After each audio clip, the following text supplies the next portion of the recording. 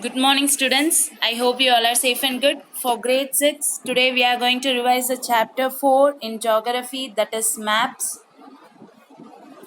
In this, the points that we have to remember, that is first, what is map? Map is a representation or drawing of the earth's surface on a flat surface, right? One map show many area and a few facts, and another map contain many facts as a book. The book form of map is called as an atlas. Atlas are of various size measurement. The maps have drawn in different scales. Map provide more information than a globe. There are different types of maps. What are they? Physical maps, political maps, and thematic maps. On first, what is physical map? On that, the map showing the natural features of the earth, like such as mountain, plateaus, plains, rivers, oceans, etc. It is called as physical map. And the map shows the city, town, village, and different state and countries with their boundaries. It is called as a political map. And the map focus on a specific information such as road map, railway map, and distribution of forest. It is known as thematic map. And there are three components of map are there. What are they? First one is distance, which is where we will speak about the scale. What is scale?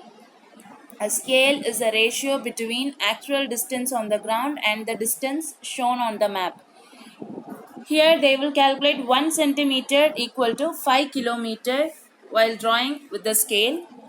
On first, when a large area like continent or countries are to be shown on a paper, they use small scale map. On that they have two types, small scale and large scale map. The large area like continent and countries, they use small scale map. For example, 5 kilometers equal to 500 kilometer. The distance they calculate and they mark that, they draw the map with 5 centimeters equal to 500 kilometer. And the large scale map, when some villages or towns are to be shown on the paper, there they will use 5 centimeters equal to 500 meter, only 500 meter. Large scale map gives more information than the small scale map. This is about the distance. The second component is direction. There are four main directions, right? There are four main directions. What are they? North, south, east, and west. They are called as cardinal points. And the intermediate directions are northwest, southwest, northeast, and southeast. These directions are called as intermediate directions. And the third most important component is symbols. They gives a lot of information in the limited space.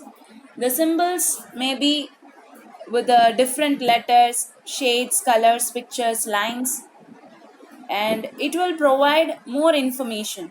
And it is easy for all the people to know what is there in the place, right?